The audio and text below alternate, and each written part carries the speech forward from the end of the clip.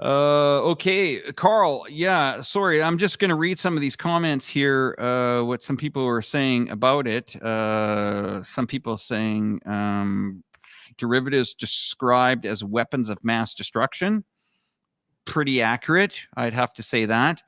Um, for some of the people out there, if you're watching the financial markets, give us your thoughts on what you guys are thinking.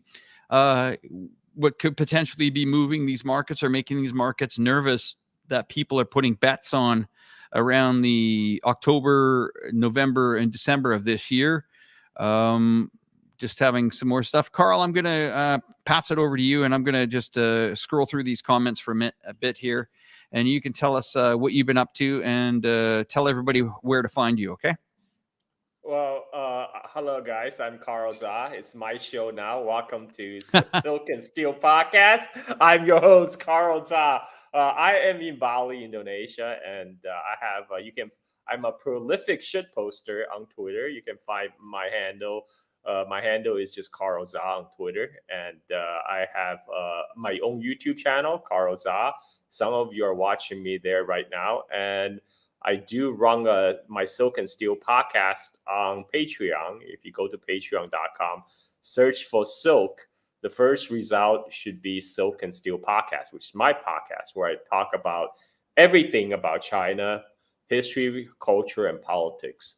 And I also do a chronological retelling of the Chinese history from the very beginning, and at some point to the present. But currently, I just recorded an episode where I talk about 532 BC China. So I have a long way to go.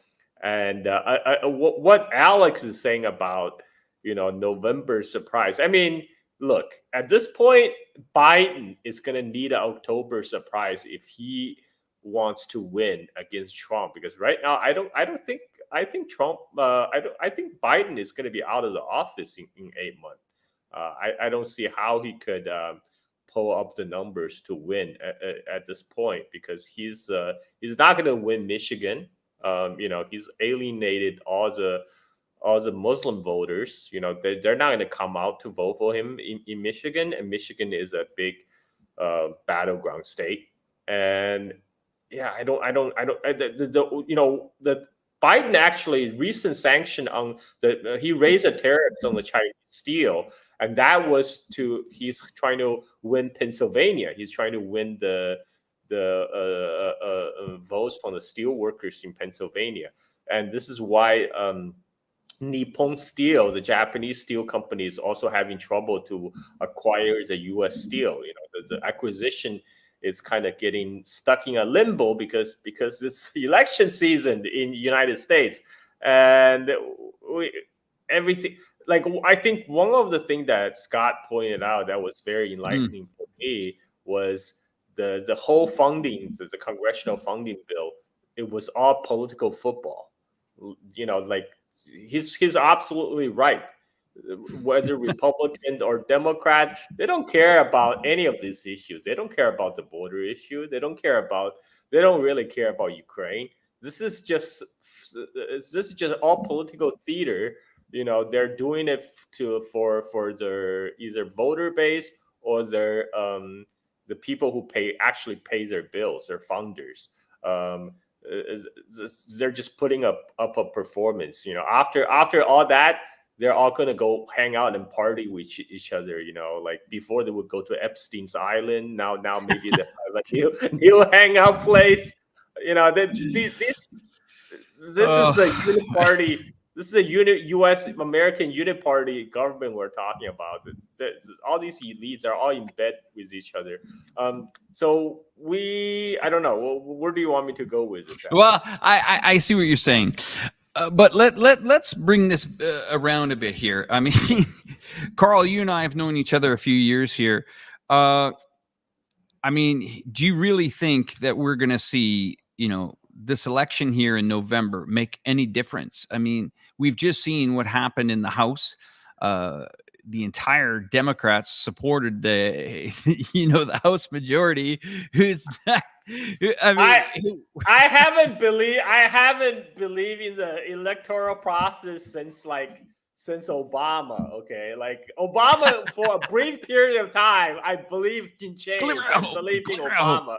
But after Obama, like hell no, they're all the same. They're all corrupt. This and people and after they DNC screws up Sanders to put Hillary Clinton on ballot. Of all the people they could pick, they could have beaten Trump. Even Bernie Sanders. But no, but they got to pick Hillary Clinton. And then they blame it on the Russian disinformation campaign. It's like you could have just pick a better candidate. And it's so right now I don't really care. Biden, Trump, they're all the same. I mean, maybe everybody in the chat could tell us where you guys are from. Of course, I'm sitting here in China in Chongqing. Carl, I don't know if you want to disclose your location, but you can if you want. I'm in Bali, Indonesia. I'm wearing an Indonesian shirt. This is a batik shirt. I think it's important for people to understand that, we are here in a part of the world and we're trying to imagine, after watching what happened in the US yesterday with all that funding and money going towards the military, none towards the border. I mean, how towards Hawaii? None towards Hawaii. Hawaii, Mali? Are you talking about Mali or Hawaii or Maui? Yeah, after Maui. Yeah. After they're sending $60 billion to Ukraine. They're spending $200 million loans. No, not grants. They're sending $290 million federal loans to Hawaii. I mean, it's almost like Hawaii is a U.S. colony or something. They taking second. I mean, I understand everything have to take a second fiddle to Israel because Israel is a golden child, but even Ukraine gets the top billing. So they don't, others elite, they don't care about the average Americans. They don't. But the average American, let's talk about the average American, which I'd like to hear your guys' feedback in the chat here. I mean, are people pissed off? I mean, I can't see it. I'm not walking the streets of the United States right now. Have people had it? Are they pissed off at both parties? Are they angry at the Democrats? Are they angry at the Republicans? Have they had enough? I mean, I know that, my wife's country of Lithuania, some friends we used to have there watch my show and they not such good friends anymore because they're just like, hey, Julia, what? Your husband's not going. He's not going along with the line. Where's the flags in the house? And it's. Yeah, you really get to know. I know if I went back to Canada and sat down and had dinner at the keg with my family, I'd probably be kicked out because people would say, I'm not going to sit, there and have people who have clearly been hit with propaganda. I'm going to call it for what it is. I mean, Americans and Canadian media, they know how to really pump it in. And Australia, if you watch some of these Australian shows about China, I mean, they're like, TikTok is coming to you. Watch your children. And then they show this little child in the bedroom with a light on their face. China is going right into your bedroom now. And you're watching the show. And then I'm thinking, wait a minute. God damn it, Australian. And it's 60 minutes in Australia. These guys can convince you of anything. After watching 20 minutes of it, it's like, well, maybe just, no, fuck, this is bullshit, right?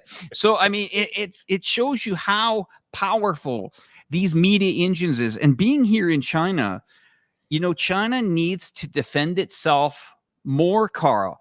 China needs to go on the offensive more on the media. I mean, look, Alex, Putin during his interview with Tucker Carlson, he said, it's pointless trying to fight Americans on propaganda front because they will win. Americans will win the propaganda war because they have already dominated the airwaves, especially the English language. And US invented marketing, Alex. If something that U.S. can do very well today is U.S. top the world in the copium production.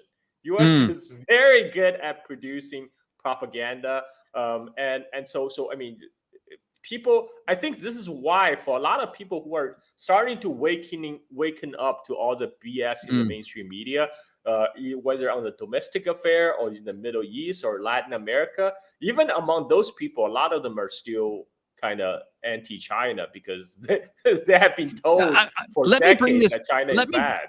Sorry, Carl. Let me bring this comment up, and I'm going to see if you're going to get this, because this is a person that says, "Talk about powerful. How about the CCP state propaganda?" So you kidding me? The Chinese propaganda. People think this Chinese propaganda is this powerful machine. Well, but the moment, Carl, that I see CCP instead of CPC shows you right there where the propaganda is coming from. Right there. To this person that believes that China has this powerful propaganda, does he watch Chinese media channels? Does he watch CGTN? How many Americans watch CGTN? And like where do you consume the Chinese propaganda? I compared to the American corporate propaganda, Chinese propaganda is pretty weak, man. It's the game. It's pretty weak. I have to say. It's they could have do a better job. If they do a better job, they will be like RT, and then they will get banned. RT get banned from YouTube because they're actually starting to appeal to a certain segment of the U.S. population, and that our elite can't allow that. So the fact that they still allow CGTN to exist on YouTube, and they still allow CGTN on cable TV in US, that means the US government is not scared of Chinese propaganda. It poses no threat to them. No, I mean, it's really interesting.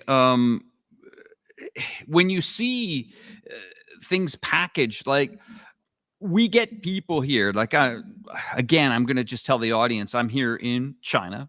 I'm in a city in Southwest China, actually Carl's hometown of Chongqing. Funny that I'm here and you're not. We've had this discussion many of times, but I get people telling me what China is like. And they've never been here. And I've been inviting YouTubers to this city here for about 3 years. They come in, they put videos out about them.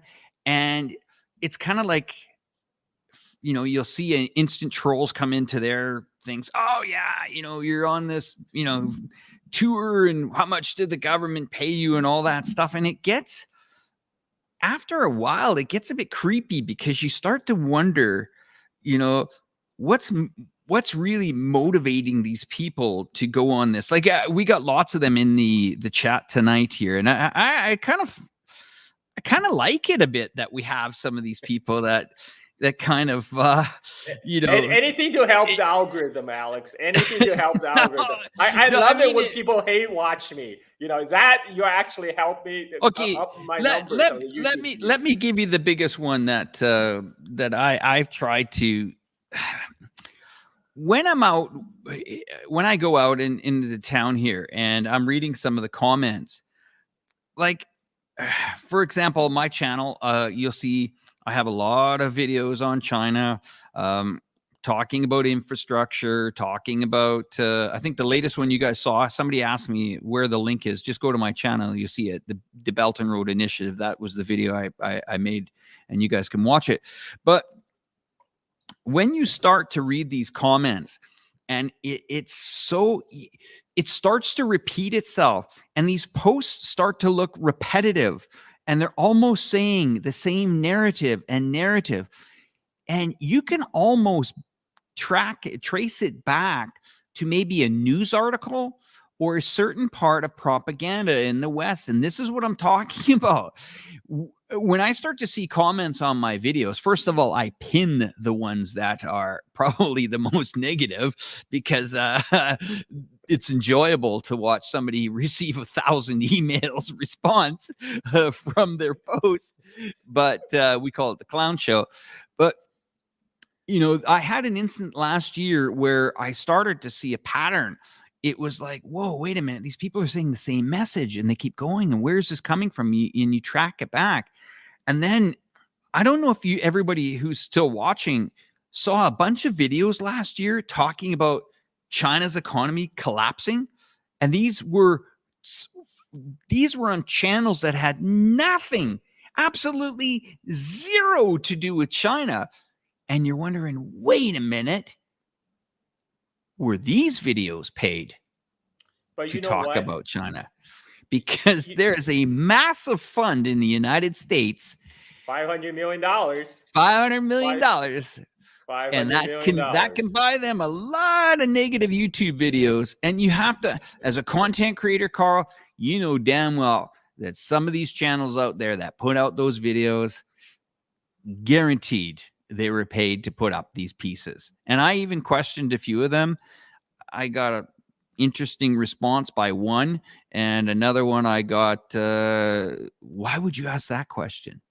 More of a nervous response. But yeah, It's I a don't yes know. or no question. Yeah. Yeah. I mean, but yeah, we talk about this propaganda, but most people here in China there's not this really stress in the media here where you get it in the United States where it's going to pull you this way. And nothing against America. I mean, hey, there's a lot of things I like about the United States, but some things that cause friction are inaccurate reporting. The best way I can explain this is I had a Chinese friend that just recently returned from Europe, and he had 3 books on World War II. And I said, um, you know, Elvin, why did you buy 3 books on World War II? And he says, well, I spent an hour in the library and I read a chapter on each one of them, and all 3 of them told a different story about World War II. So he says, I'm going to have to read 3 or 4 books to come up with the right conclusion. And when you start to hear somebody gathering books, well, it's the same thing. This is what happens. We have to use 3 or 4 different news outlets to try to weed through it in North America. Where if you watch a guy like Alex Christoforou or Alexander McCurris or Cyrus Jansen or Daniel Dumbrill, a good friend of ours, Carl Zaw as well, we spent hours weeding through this garbage to finally come up with, the truth. And this is what's shocking, that I have an 80-year-old mother who loves geopolitics. Okay. And she said it takes her 2 to 3 hours to go through the nonsense and then eventually get the picture. And this is, a pretty crazy world when you think about it, and how much things are not factual anymore. Like, when did and I'm going to ask you this, and before I tell you this, I was given some advice from an old guy a couple of years ago, and he says, Alex, go out and buy yourself an entire last final edition of Britannica when it was in printed mode. Put it in your basement, leave it there. And I said, well, I can get it online. He says, well, you realize that the Wikipedia on French history is manipulated almost 3 times a day. So, and of course, Wikipedia is not the greatest place for information, but he's saying that pretty much the last printed copy of any, last unaltered material is a set of encyclopedias that you should just buy and throw them in your basement. I mean, what can we believe out there anymore? Where is the truth? I mean, in U.S., I can speak for U.S. media. Mm-hmm. That's what I'm familiar with. You just have to know how to read the news. You have to know what their angle is. What's their slant. Like Wall Street Journal, they're always gonna be speaking to the business, right? That's what their audience is.